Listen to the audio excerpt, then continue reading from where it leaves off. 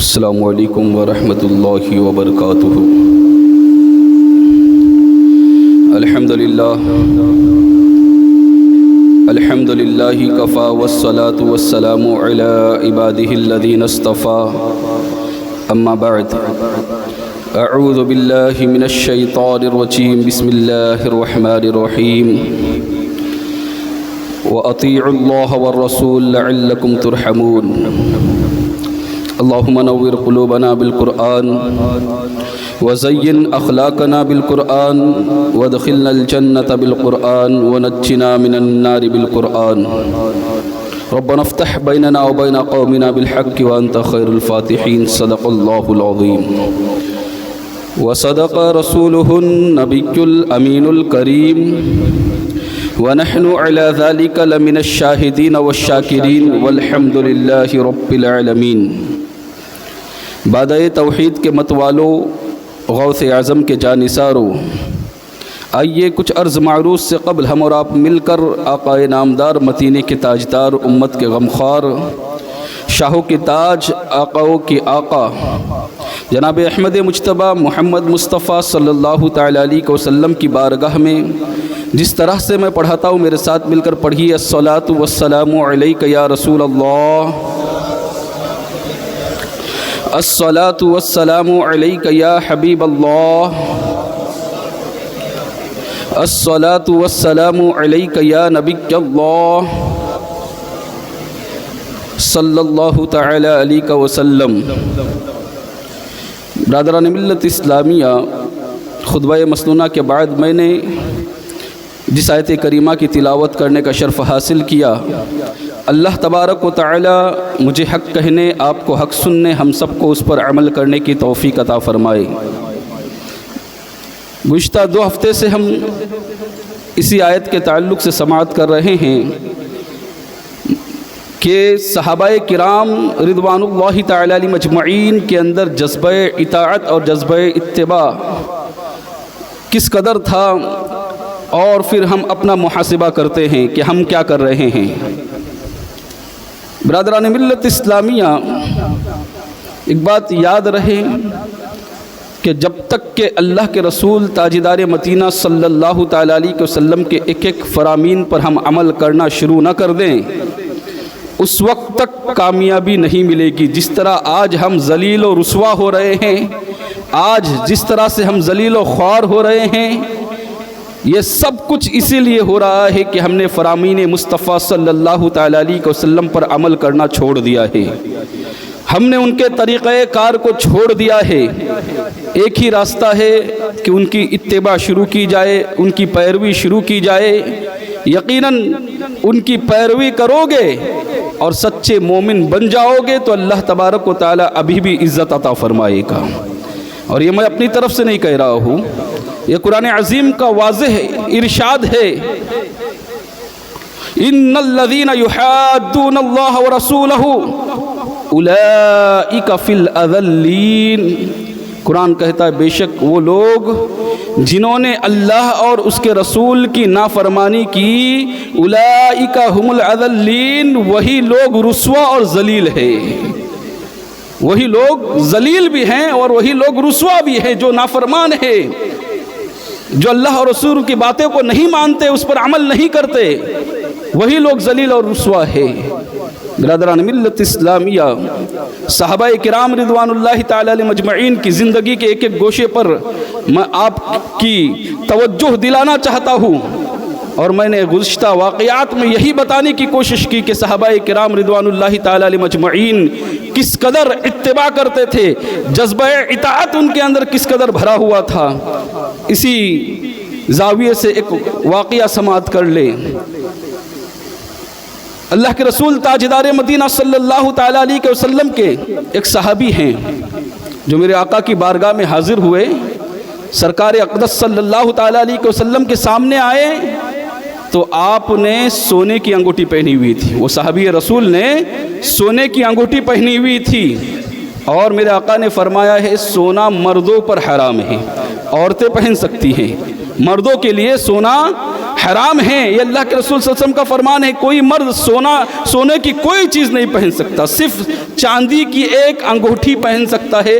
اس مردوں کو صرف اس کی اجازت ہے، وہ بھی جو ہے 4.5 گرام سے کم وزن کی ہو، اس سے زیادہ کی نہ ہو، چاندی کی ایک انگوٹھی پہن سکتا ہے۔ یہاں پر بہت سارے لوگ اس غلط فہمی بھی مبتلا ہے کہ چاندی پہننے کی مردوں کو اجازت ہے، اور پھر وہ چاندی کے کڑے پہنتی ہیں یا پھر گلے میں چاندی کی چین ڈالتے ہیں مرد۔ یہ ساری چیزیں جائز نہیں ہیں، صرف ایک انگوٹھی کی اجازت ہے، وہ بھی سنت نہیں، بہت سارے لوگ اس کو سنت بھی کہتے ہیں۔ لہذا اجازت ہے اس چیز کی کہ چاندی کی ایک انگوٹھی پہنی جائے اور جس کا وزن 4.5 گرام سے کم ہو۔ سونا پہننا مردوں کو مطلقاً حرام ہے، ناجائز ہے۔ جتنی دیر سونا انگلیوں میں رہے گا، گلے میں رہے گا، ہاتھوں میں رہے گا، لگاتار نامہ اعمال میں گناہ لکھے جا رہے ہوگے۔ ایک ایک لمحہ بھی ایسا نہیں رہے گا کہ جس لمحے کے اندر تم اللہ تبارک و تعالیٰ کی نافرمانی کا شکار نہیں ہو رہے ہو، ہر لمحے کے اندر تمہارے نامہ اعمال میں گناہ لکھ دیے جائیں گے۔ اسی طرح وہ لوگ جو کڑے پہنتے ہیں، چاہے وہ تانبے کے ہو یا پھر وہ الگ الگ زیورات کے ہو، الگ الگ دھاتوں کے ہو، کسی کے بھی ہو، ان کے بھی بارے میں یہی حکم ہے کہ وہ لگاتار اللہ تبارک و تعالیٰ کی نافرمانی کر رہے ہیں۔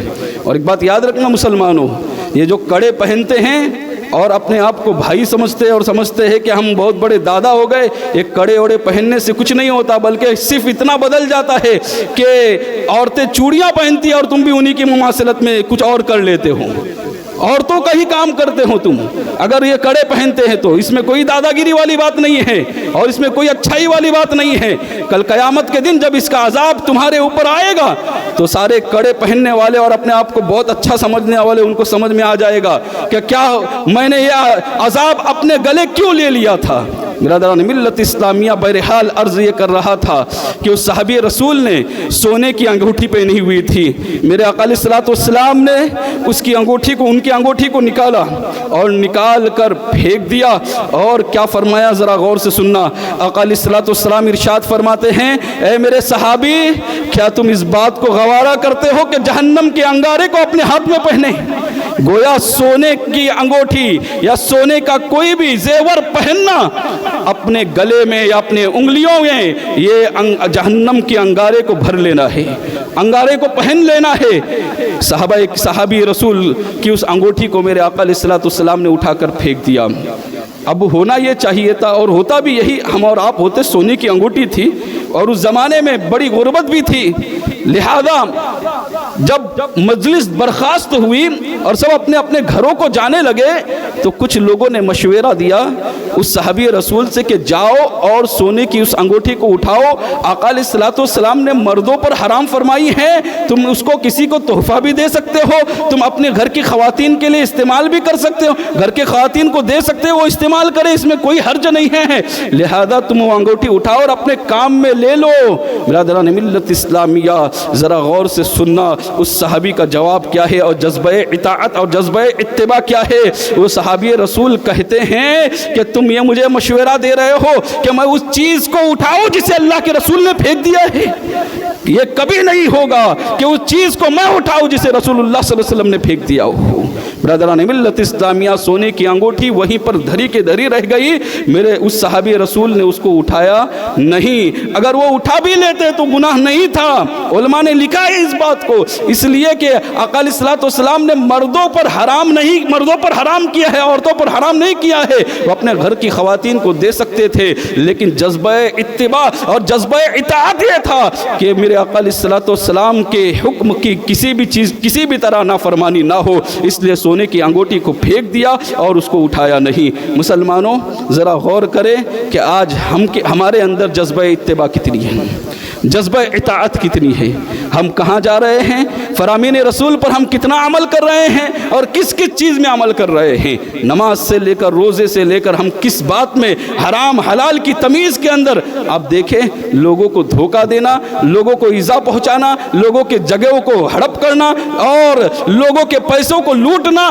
اور ان تمام چیزوں کو ہم نے جو ہے بڑی خوبصورت انداز میں لوگوں کے سامنے رکھا ہوا ہے، اور ہم یہ تصور کرتے ہیں کہ ہم بڑے ہوشیار ہیں اور ہم بڑے انٹیلیجنٹ ہیں اور ہمیں اللہ تبارک و تعالیٰ نے بہت دماغ عطا کیا ہے کہ فلاں شخص کو آسانی کے ساتھ بیوقوف بنا لیا۔ مسلمانوں یاد رکھنا، جب کل قیامت کے دن اگر کسی کا ناحق طریقے سے 1 روپیہ کھایا ہوگا تو 1 روپیے کے بدلے 700 نمازیں دینا پڑے گی، باجماعت مقبول نمازیں۔ اتنی نمازیں پڑھتے ہو کہ 700 نماز 1 روپیے کے بدلے دینا پڑے گی۔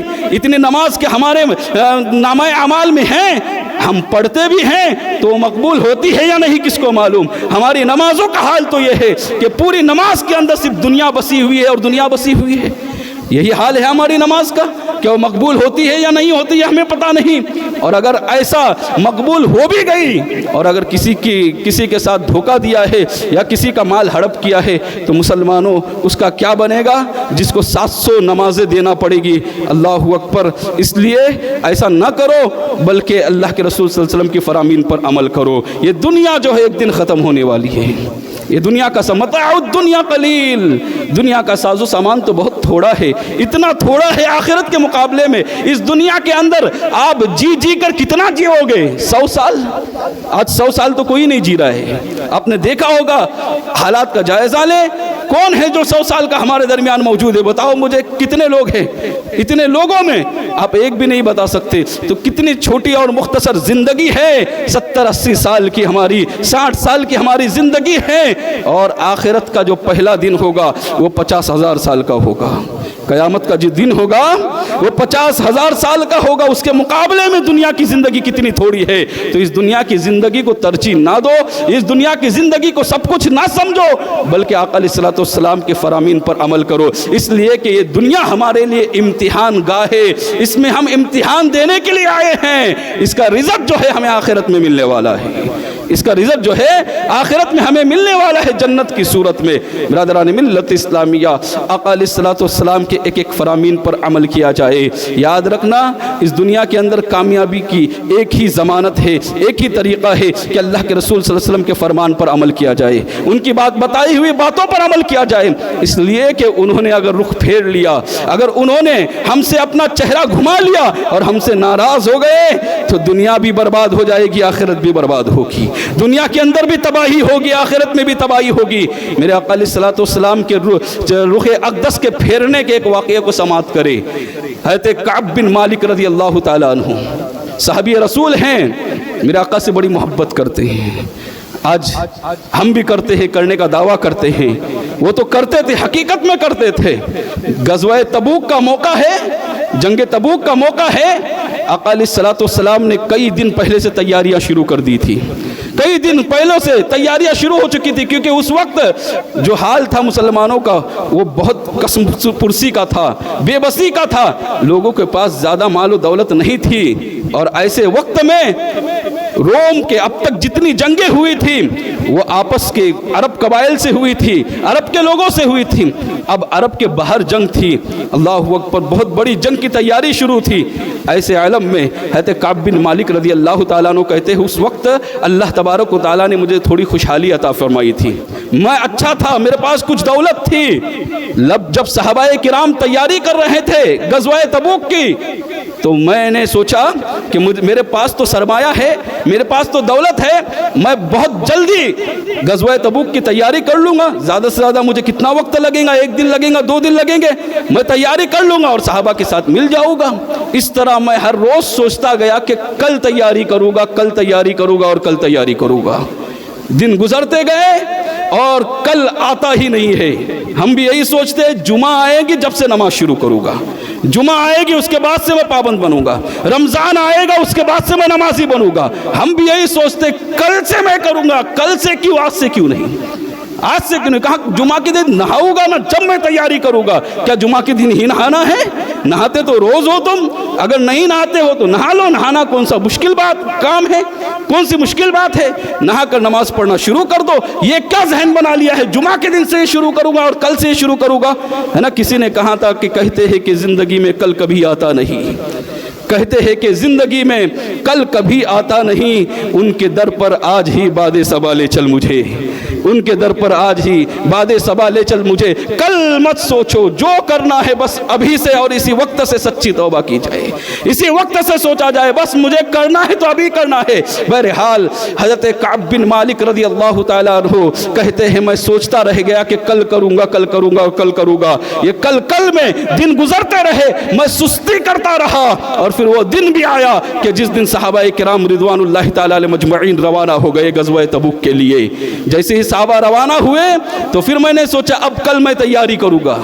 حضرت کعب بن مالک کہتے ہیں میں نے سوچا کل تیاری کروں گا اور راستے میں صحابہ سے مل لوں گا میں، لیکن جیسے ہی صبح ہوئی پھر سستی آئی، پھر سوچا ابھی کہاں زیادہ دور پہنچے ہوگے، ابھی یہیں پر تو ہوگے، کہیں پڑاؤ ڈالے ہوگے، ایک دن کی مسافت ہوگی، اور میرے پاس اس وقت اچھے گھوڑے تھے، لہذا میں نے سوچا کہ میں اپنے گھوڑے کو دوڑاؤں گا اور ان سے جا ملوں گا۔ پھر ایک دن سستی ہوئی، پھر ایک دن سستی ہوئی، اس طرح اور بھی سستی کرتا چلا گیا، یہاں تک کہ صحابہ کرام غزوہ تبوک میں پہنچ گئے۔ اب میری دسترس سے بہت دور پہنچ چکے تھے، اب میں ان سے ملنے کی کوئی امید میرے پاس باقی نہیں تھی۔ میں جب لوگوں کے درمیان جاتا، مدینے میں گھومتا، تو کیا دیکھتا میں کہ اس وقت مدینے میں سوائے ان لوگوں کے جن کے دلوں میں نفاق تھا یا معذور صحابہ جو تھے ان کے علاوہ مجھے کوئی نظر نہیں آتا۔ اب مجھے بڑا افسوس ہونے لگا، کیونکہ میں نے دیکھا کہ معذور صحابہ ہیں یا پھر وہ لوگ جو منافقین تھے وہی لوگ موجود ہیں مدینہ شریف میں، اب ان کے علاوہ اور کوئی نہیں ہے۔ تو اب میں جب بھی دیکھتا ہوں ان کو نا تو مجھے بڑا افسوس ہوتا کہ کاش میں نے تیاری پہلے کر لی ہوتی، کاش میں چلا گیا ہوتا، کاش تیاری کرنے میں میں نے سستی نہ کی ہوتی۔ مسلمانوں، کل قیامت کے دن یہی حال ہمارا اور آپ کا ہوگا، ہم بھی اس دن یہی کہیں کہ کاش میں نے عمل کیا ہوتا، کاش میں نے عمل کیا ہوتا، اور کاش میں نے عمل کیا ہوتا۔ قرآن کہتا ہے وَيَوْمَ يَعَضُّ الظَّالِمُ عَلَىٰ يَدَيْهِ يَقُولُ يَا لَيْتَنِي اتَّخَذْتُ مَعَ الرَّسُولِ سَبِيلًا۔ اللہ تبارک و تعالیٰ فرماتا ہے کل قیامت کے دن ظالم اپنی انگلیوں کو، اپنے ہاتھوں کو چبائے گے، اپنے ہاتھوں کو، اور کہیں گے کاش کہ میں نے اللہ کے رسول صلی اللہ علیہ وسلم کا راستہ اختیار کیا ہوتا۔ اپنی انگلیوں کو چبا چبا کر افسوس کرے گے کہ کاش رسول اللہ صلی اللہ علیہ وسلم کی پیروی کی ہوتی، ان کے فرامین پر عمل کیا ہوتا۔ لیکن اس دن پھر کوئی سوائے افسوس کے اور انگلیاں چبانے کی کچھ حاصل نہیں ہوگا۔ اس لیے وہ دن آنے سے پہلے، اور ایک بات یاد رکھنا، قیامت کب آئے گی یہ کسی کو نہیں پتا، لیکن جس انسان کی موت جس دن ہو گئی اس کی آخرت کی زندگی اسی دن سے شروع ہو گئی ہے۔ تو پھر فکر کس بات کی ہے، پھر تیاری کیوں نہیں کرتے اس بات کی؟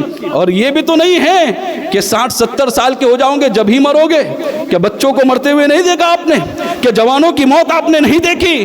اگر یہ سب کچھ آپ نے دیکھا ہے تو پھر کس چیز نے آپ کو بے خوف کر دیا ہے، کس چیز نے آپ کو نڈر کر دیا ہے؟ برادران ملت اسلامیہ، یاد رکھو ابھی سے اسی وقت سے تیاری شروع کر دو۔ آقا نے جن باتوں کو بتایا ہے اس پر عمل کرنا شروع کر دو، ان کے نقش قدم پر چلنا شروع کر دو۔ اس دن کے افسوس سے اچھا رہے گا کہ اپنے نامہ اعمال میں اعمال صالحہ لے کر وہاں جاؤ۔ بہرحال حضرت کعب بن مالک رضی اللہ تعالی عنہ کہتے ہیں اب مجھے افسوس ہونے لگا، بہت افسوس ہوا اور بہت پچھتایا، لیکن اب میں جا نہیں سکتا تھا۔ پھر وہ دن آیا قریب کہ صحابہ کرام غزوہ تبوک سے واپس آنے لگے، غزوہ تبوک سے لوٹ رہے تھے صحابہ کرام رضوان اللہ تعالی علیہ مجمعین۔ اب میرا دل دھڑک رہا تھا، آقا کی بارگاہ میں کیسے جاؤں گا، آقا کے سامنے کیا عذر بیان کروں گا؟ شیطان وسوسے ڈال رہا تھا، یہ عذر بیان کرنا، وہ عذر بیان کرنا، وہ بہانہ کرنا، وہ ہیلا کرنا، اس طرح شیطان دل میں ڈالتا جا رہا تھا۔ اور میں بھی سوچ رہا تھا کیونکہ مجھے باتیں بنانی اچھی آتی تھی، میں اچھی گفتگو کر سکتا تھا، میں نے سوچا کچھ نہ کچھ کہہ دوں گا اور بچ جاؤں گا۔ اللہ اکبر۔ پھر آقا علیہ الصلوۃ والسلام مدینہ شریف تشریف لائے۔ اللہ کے رسول صلی اللہ علیہ وسلم جیسے ہی تشریف لائے تو میرے آقا کی عادت کریمہ تھی کہ جب بھی سفر سے آتے تھے گھر میں بعد میں جاتے تھے، پہلے مسجد میں جاتے تھے، 2 رکعت نماز ادا کرتے تھے۔ آقا علیہ الصلوۃ والسلام مسجد میں آئے، مسجد نبوی شریف میں، اور 2 رکعت نماز ادا فرمائی اور پھر بیٹھ گئے۔ صحابہ کرام ملنے کے لیے آنے لگے، وہ لوگ بھی ملنے آنے لگے جو نہیں جا پائے تھے۔ 80 کے لگ بھگ تعداد تھی ایسے لوگوں کی جو اس جنگ کے اندر، اس غزوے کے اندر شریک نہیں ہو پائے تھے۔ 80 لوگ تھے جو وہاں پر اس میں نہیں جا پائے تھے۔ اللہ اکبر۔ ان میں اکثر کے دلوں میں نفاق تھا، اکثر منافقین کی جماعت تھی۔ میرا آقا علیہ الصلوۃ والسلام کی بارگاہ میں آتے گئے، کچھ نہ کچھ ہیلا کرتے گئے، کچھ نہ کچھ بہانہ کرتے گئے۔ آقا علیہ الصلوۃ والسلام ان کے لیے استغفار اور ان کے لیے رحمت کی دعائیں کرتے چلے گئے، اور وہ لوگ جاتے گئے، ایک ایک کر کے جانے لگے۔ جب حضرت کعب بن مالک کہتے میری باری آئی نا، اب میں نے سوچا میرے پاس تو کوئی عذر نہیں ہے، میرے نہ جانے کا صرف اور صرف ایک ہی معاملہ تھا، ایک ہی بہانہ تھا، میری سستی، جس کی وجہ سے میں نہیں جا پایا۔ اب اگر میں ایک تو غلطی یہ کیا نہیں گیا ہوں اور بہانہ بنا لوں اور اللہ تبارک و تعالیٰ آقا علیہ الصلوۃ والسلام کو خبر کر دے تو یہ تو بڑی ناراضگی کی بات ہو جائے گی، آقا مجھ سے ناراض ہو جائے گے۔ اس لیے میں نے اسی وقت فیصلہ کیا میرا حال جو ہے یہ تو آقا سے پوشیدہ نہیں رہ سکتا، اس لیے جو کچھ سچ ہے وہی سچ بتا دوں گا۔ حضرت کعب بن مالک رضی اللہ تعالیٰ عنہ کہتے ہیں میں نے آقا علیہ الصلوۃ والسلام کی بارگاہ میں حاضر ہوا تو صحابہ اللہ کے رسول صلی اللہ علیہ وسلم نے حضرت کعب بن مالک سے پوچھا کہ تمہارے نہ آنے کی وجہ کیا ہے؟ تو انہوں نے کہا کہ یا رسول اللہ صلی اللہ علیہ وسلم آپ کے علاوہ اگر کوئی پوچھتا تو میں زبان رکھتا ہوں، میں کوئی ہیلا اور بہانہ کر لیتا، لیکن آپ سے کوئی بات پوشیدہ نہیں رہ سکتی، لہذا میں آپ کو سچ سچ بتاتا ہوں یا رسول اللہ صلی اللہ علیہ وسلم، صرف میں اپنی سستی اور کاہلی کی بنیاد پر وہاں پر نہیں پہنچ پایا، سستی کی بنیاد پر غزوہ تبوک میں حاضر نہ ہو پایا۔ میرے آقا علیہ الصلوۃ والسلام نے فرمایا کہ جب تو نے سچ کہا ہے تو اب تو یہاں سے چلے جا اور اللہ کے فرمان کا انتظار کر۔ اللہ اکبر۔ میرے آقا علیہ الصلوۃ والسلام نے رخ نبی کو پھیر لیا، چہرے رسول کو پھیر لیا، حضرت کعب بن مالک وہاں سے چلے گئے۔ برادران ملت اسلامیہ، جیسی ہی رسول اللہ صلی اللہ علیہ وسلم نے حضرت کعب بن مالک سے اپنے چہرے کو پھیرا نا، حضرت کعب بن مالک کہتے ہیں ایسا لگتا تھا سب صحابہ نے اپنے چہرے کو پھیر دیا ہے، کوئی مجھ سے بات نہیں کرتا تھا، کوئی میرے سلام کا جواب نہیں دیتا تھا، کوئی مجھ سے کلام نہیں کرتا تھا، یہاں تک کہ زندگی تنگ ہو گئی تھی مجھ پر، میں بڑا پریشان ہو گیا، میں بڑا فکر مند ہو گیا کہ یہ کیا ہو رہا ہے میرے ساتھ معاملہ۔ اللہ اکبر۔ کچھ لوگ چاہنے والے ہوتے ہیں وہ آئے کہاں کچھ بہانہ کر دیتے تو ہو جاتا تھا، کہا واللہ میں بہانہ کرنے والوں میں سے نہیں تھا، میں نے بہانہ کرنا ہرگز مناسب نہ سمجھا، اس لیے کہ مجھے معلوم ہے میرے احوال کی خبر آقا کو ہے۔ اللہ اکبر۔ کہاں کہ پھر ان سے پوچھا کہ کچھ اور لوگ بھی ہیں ایسے جنہوں نے سچ سچ بیان کیا ہے؟ تو ان لوگوں نے کہا کہ ہاں اور دو صحابی ہیں، ہلال بن امیہ اور مرارہ بن ربیع رضی اللہ تعالیٰ عنہما، یہ دو اور صحابی ہیں۔ کہا یہ تو غزوہ بدر میں بھی شریک ہوئے تھے، لہذا بڑے اچھے صحابی ہیں اور آقا علیہ الصلوۃ والسلام سے سچی محبت کرتے۔ حضرت کعب بن مالک کہتے جب ان دونوں کا نام سنا نا تو مجھے تسلی ملی کہ میرے صف میں اور بھی ہے، میرے ساتھ اور بھی ہے کچھ لوگ۔ اللہ اکبر۔ ان تینوں صحابہ کا حال یہ تھا کہ ان سے کوئی سلام نہیں کرتا تھا۔ یہ دونوں صحابی جو ہیں ان کا تو معاملہ یوں تھا، وہ کہتے ہیں کہ انہوں نے گوشہ نشینی اختیار کی اور اپنے گھر میں بیٹھے رہے اور روتے رہے، زاروں قطار روتے تھے، اللہ سے معافی مانگتے تھے، توبہ استغفار کرتے تھے۔ ان کے اندر اتنی ہمت بھی نہ تھی کہ صحابہ کے سامنے آئے، ان لوگوں کے سامنے آئے جنہوں نے غزوہ تبوک میں حاضری لی تھی، جو غزوہ تبوک میں حاضر ہوئے تھے، ان لوگوں کے سامنے آنے کی ان کی جرأت بھی نہیں ہو پا رہی تھی۔ لیکن کہا میں بڑا جرأت مند تھا تو میں آتا بھی تھا، صحابہ کے درمیان بیٹھتا بھی تھا اور مسجد نبوی میں آ کر نماز بھی پڑھتا تھا۔ اور میں جب نماز پڑھتا تھا تو کہتے حضرت کعب بن مالک رضی اللہ تعالیٰ عنہ جیسے ہی میں رکعت بھانتا تھا نا تو میں اپنی چور نگاہوں سے کنکھیوں والی نگاہوں سے اپنی چور نگاہوں سے آقا علیہ الصلوۃ والسلام کو دیکھتا رہتا تھا کہ آقا کیا کر رہے ہیں۔ اور جب میں نماز کی نیت بھانتا تھا نا تو فرماتے حضرت کعب بن مالک کہ آقا مجھے دیکھ رہے ہوتے تھے، اور جب میں نماز سے فارغ ہوتا تھا اور آقا علیہ الصلوۃ والسلام کی طرف توجہ دیتا تھا تو پھر رخ پھیر دیتے تھے۔ یہ محبت کا عالم تھا۔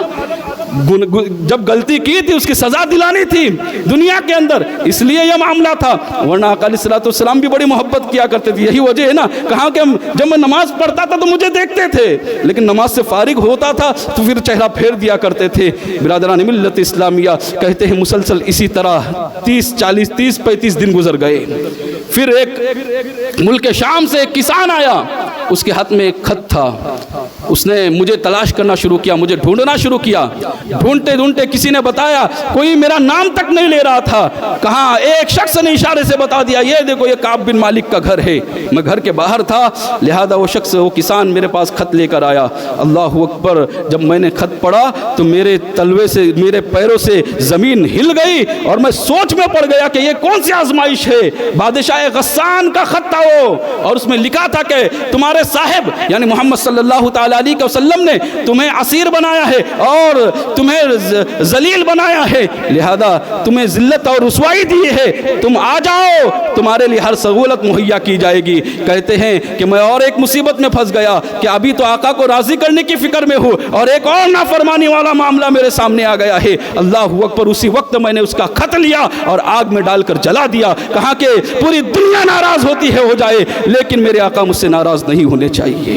برادران ملت اسلامیہ، پھر کہتے ہیں کہ 40 دن ہو گئے۔ 40 دن ہونے کے بعد پھر معاملہ یوں ہوا کہ 40 دن گزر گئے تو اللہ کے رسول صلی اللہ علیہ وسلم نے حکم دیا کہ اب تم اپنے بیویوں کے بھی قریب نہ جاؤ۔ کہا اپنے بیویوں کو بھی قریب نہ جاؤ۔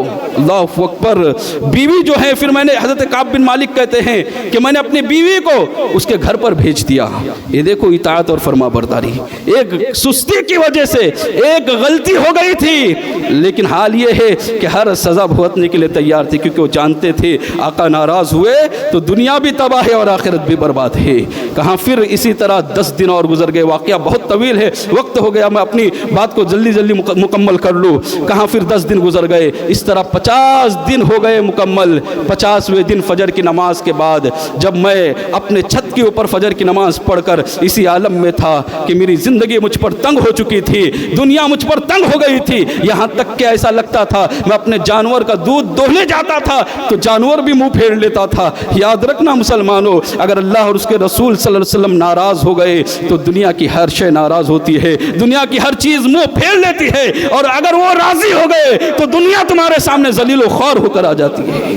بہرحال حضرت کعب بن مالک رضی اللہ تعالیٰ عنہ کہتے ہیں کہ فجر کی نماز پڑھا میں نے، اور پھر میں اپنے چھت پر بیٹھا تھا کہ ایک خوشخبری دینے والے نے خوشخبری دی کہ وعلى الثلاثة الذين خلفوا حتى اذا ضاقت عليهم الارض بما رحبت وضاقت عليهم انفسهم وظنوا ان لا ملجأ من الله الا اليه۔ کہا کہ وہ لوگ جن پر زمین اتنی وسعت کے باوجود بھی وہ 3 لوگ جس پر تنگ ہو گئی تھی اور ان کی جان بھی ان پر تنگ ہو گئی تھی، اور ان لوگوں نے یقین کر لیا تھا کہ اللہ تبارک و تعالیٰ کے علاوہ جائے پناہ کوئی بھی نہیں ہے، تو اللہ تبارک و تعالیٰ نے ان لوگوں کی توبہ کو قبول فرما لیا۔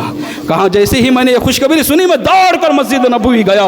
مسجد نبوی جیسے ہی گیا تو لوگ جوک در جوک مجھ کو ملنے لگے اور مجھ سے مصافحہ کرنے لگے اور میری توبہ کی مبارکباد دینے لگے۔ مسلمانوں، یہ صحابہ کرام رضوان اللہ تعالیٰ علیہم اجمعین تھے۔ پھر آقا علیہ الصلوۃ والسلام کی بارگاہ میں حاضر ہوا اور آقا علیہ الصلوۃ والسلام بڑے مسکرائے، ایسے مسکرائے ایسا لگتا تھا آقا مجھ سے راضی ہو گئے ہیں۔ برادران ملت اسلامیہ، تو یاد رکھنا مسلمانوں، آقا علیہ الصلوۃ والسلام اگر راضی ہے تو پھر یہی ہماری کامیابی ہے۔ دنیا ناراض ہو جائے، ہو جانے دو، یہ مت سوچنا کہ کون کیا کہے گا، گھر والے کیا کہیں گے، بیوی کیا کہے گی، اور گھر میں رہنے والے بچے کیا کہیں گے اور ان کا معاملہ کیا ہوگا، یہ مت سوچنا۔ جہاں معاملہ آیا ٹکراؤ کا تو ہمیں سب سے پہلے یہ دیکھنا ہے کہ آقا راضی ہوتے یا نہیں۔ سب ناراض ہو جائے تب بھی چلے گا، آقا علیہ الصلوۃ والسلام ناراض نہیں ہونا چاہیے، اس لیے کہ اگر وہ ناراض ہوئے تو پھر میدان محشر میں کون ہے جو ہمارا پرسان حال ہے، قبر میں کون ہے جو ہمارا پرسان حال ہے۔ لہذا ہم کو ساری امیدیں ان سے وابستہ کیے ہوئے ہیں، تو یقیناً ہمیں ان کی ناراضگی کی فکر کرنی چاہیے اور ان کی باتوں پر عمل کرنا چاہیے۔ اللہ تعالیٰ سے دعا ہے کہنے سننے سے زیادہ عمل کرنے کی توفیق عطا فرمائے۔ وما علینا الا البلاغ۔ السلام علیکم رحمۃ اللہ وبرکاتہ۔